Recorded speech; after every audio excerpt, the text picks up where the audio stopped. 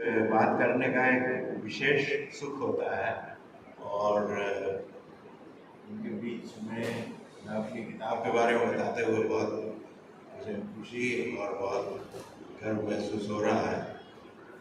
ये किताब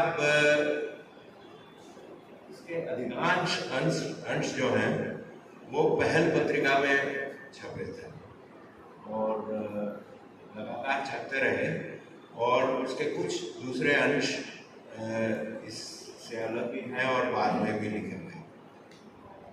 दोस्तों, ये इस किताब का नाम है जिधर से सूरज उगता है।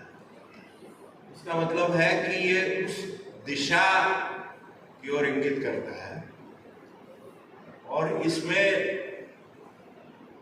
इस प्रदेश की एक सम्मिलित संस्कृति और अलग अलग इनके वजूद दोनों चीज़ों को मिलाकर लिखा गया है और इसमें यात्राएं हैं, विचार हैं, इतिहास है, संस्कृति है और भी बहुत कुछ है। इसका जो दायरा है वो है नॉर्थ ईस्ट, उत्तर पूर्व के सारे 7 राज्य, इनके अलावा बांग्लादेश, इनके अलावा म्यांमार, भूटान और सिक्किम। ये पूरा प्रदेश एक मुकम्मल संस्कृति है इस प्रदेश की, जिसके बारे में कभी लिखा नहीं गया है और इसको समझने की भी कोशिश नहीं की गई है। अलग अलग संस्कृतियां यहाँ पर हैं, अलग अलग धर्म हैं, धर्मों में परिवर्तन हुए हैं बहुत सारे इतिहास के साथ, लेकिन इस प्रदेश के बारे में कुल मिलाकर शायद पहले कभी नहीं लिखा गया है। तो ये जो किताब है, एक तरह से आप इसे सिर्फ यात्रा वृत्त नहीं कह सकते, क्योंकि ये किसी टूरिस्ट द्वारा देखी गई जगह की मुकम्मल पहचान हो ऐसा सिर्फ ये नहीं है। यहाँ का इतिहास, यहाँ की संस्कृति, यहाँ की राजनीति और उससे जुड़े हुए सवाल और उन सवालों के साथ कहीं कोशिश है कि एक रूपक जो ये उत्तर पूर्व का जो प्रदेश है पूरा वो देता है, उसमें कहीं हमारी अपनी जो राजनीति है, हमारी अपनी जो चिंताएं हैं, हमारी अपनी जो परेशानियां हैं, वो सारी चीज़ें भी इसमें दिखाई देती हैं। मैं कोशिश करूंगा, मैं आपको एक छोटा सा अंश आपको इसका सुनाऊंगा जो एक तरह से इसके बारे में आपको बताएगा और उसके बाद इधर उधर मैं कुछ प्रदेशों के बारे में आपको कुछ चीज़ें बताऊंगा और मैं चाहूँगा कि आप अगर सवाल पूछें तो उनके बारे में हम लोग बातचीत कर सकते हैं। विशेष रूप से मेरा सौभाग्य रहा कि मैंने म्यांमार को उस छोटी सी खिड़की में देखा, खिड़की के दौरान देखा जब 2 डिक्टेटरशिप्स के बीच में ये खिड़की खुली थी, बहुत कम समय के लिए खुली और वहाँ की मुख्यमंत्री या वहाँ की नायिका जो थी केन सुई, उसको दोबारा गिरफ्तार कर लिया गया, दोबारा वहाँ पे तानाशाही आ गई जिसकी हम लोग उम्मीद नहीं कर रहे थे। तो उस दौरान मैंने बहुत कुछ देखा वहाँ पर, उसके बारे में मैंने लिखा है। इसमें 4 अध्याय हैं म्यांमार के बारे में और वो म्यांमार के बारे में बहुत सारी विचित्र चीज़ें भी हैं जो शायद आपको मालूम नहीं होंगी या जिन पर आपका ध्यान नहीं गया होगा, क्योंकि ये अब एक लगभग बंद प्रदेश है और यहाँ पर जब यहाँ पर बहुत त्रासदी आई थी, प्राकृतिक त्रासदी आई थी, तो यहाँ के तानाशाहों ने बाहर से विश्व से मदद लेने से भी इनकार कर दिया था। जिसकी वजह से वहाँ बहुत नुकसान हुआ। तो ये एक बंद प्रदेश है, चीन से भी अधिक बंद प्रदेश है तानाशाहों का। और वहाँ पे जो तानाशाह हैं वो सिर्फ तानाशाह नहीं है, बल्कि उन्होंने सारे के सारे जो औद्योगिक और जो सार्वजनिक संस्थान हैं उनको अपनी मुट्ठी में रखा है। वहाँ पे 4 एयरलाइंस है, 5 एयरलाइंस है। वो पाँचों एयरलाइंस जो हैं वो वहाँ के तानाशाहों के रिश्तेदारों द्वारा चलाई गई एयरलाइंस हैं।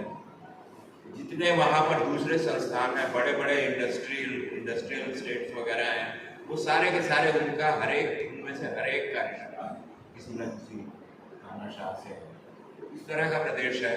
इसके अलावा हमने देखा हाल में, और मैंने काफ़ी समय गुजारा वहाँ पे बांग्लादेश में मेरा कुछ काम था और मैं अक्सर वहाँ जाया करता था।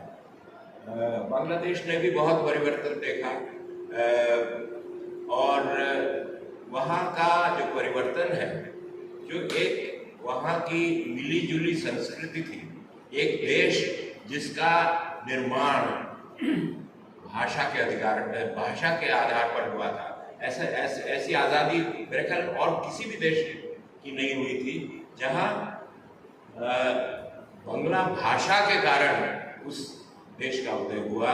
और जो पाकिस्तान के तानाशाह थे उन लोगों ने इस बात को समझा नहीं, उनको दबाने की कोशिश की और फिर मुजीब आए और तमाम सारी चीज़ें हुई। लेकिन वो जो पहिया है वो हम देख रहे हैं कि पूरी तरह घूम चुका है, और अब फिर वहाँ पर एक बिल्कुल दूसरी तरह की सत्ता आ गई है। तो ये सारी चीज़ें देखी।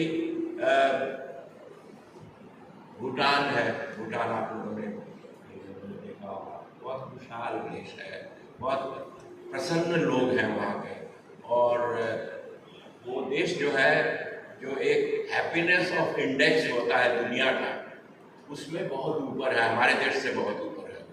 और वहाँ के लोग जो है, उनका रवैया, वहाँ के लोगों का व्यवहार लोगों के साथ और तमाम सारी चीज़ें हमारे देश से बहुत कटकर है। वहाँ का जो राजा है, वहाँ का जो नौजवान राजा है, उसके बच्चे जो हैं वो उसी साधारण स्कूल में पढ़ते हैं जिसमें तमाम सारे दूसरे बच्चे पढ़ते हैं। आपने देखा होगा कि हमारे देश में जितने नेता हैं उनके बच्चे तमाम, कोई अमेरिका में पढ़ता है, कोई जर्मनी में, कोई यूरोप वगैरह में पढ़ता है, लेकिन उनके वो भूटान का राजा जो है उसके बच्चे उन्हीं दूसरे बच्चों के साथ पढ़ते हैं।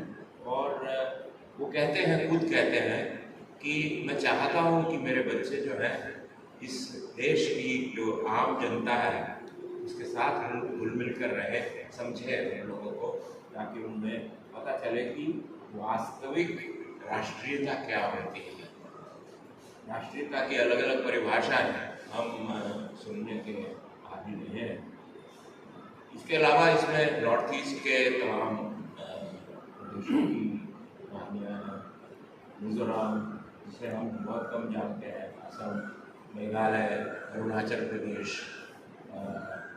और सिक्किम में मैं पूर्व तक गया, गोगमार लेक तक गया, और वो भी दक्षिण सर्दियों के मौसम में बिल्कुल लगभग चीन की सीमा के पास था। वो अपने आप में एक अलग अनुभव था। वहाँ पर हमारी जो सेना है, देश की सेना है, उससे संपर्क करने का एक बहुत अच्छा मौका मिला, क्योंकि वो सारा प्रदेश जो है वो सेना के अधीन है। और सेना कितनी आत्मीय हो सकती है, कितनी पब्लिक फ्रेंडली हो सकती है, ये मैंने सिक्किम में देखा, उत्तरी सिक्किम में देखा, जहाँ बहुत कम लोग। ये तमाम सारी चीज़ें हैं इस किताब में। और ये किताब यहाँ की संस्कृति, यहाँ के इतिहास, यहाँ के रीति रिवाज, यहाँ के धर्म परिवर्तन तमाम और बैप्टिस्ट ईसाइयों का प्रवेश, उनका योगदान वहाँ की शिक्षा में, तमाम सारी चीज़ें इसमें, बहुत सारी चीज़ें हैं। कुल मिलाकर ये किताब है। मैं आपको एक छोटा सा हिस्सा शुरू का इसका आपको सुनाना चाहता हूँ, बहुत छोटा हिस्सा, और उसके बाद मैं चाहूँगा कि हम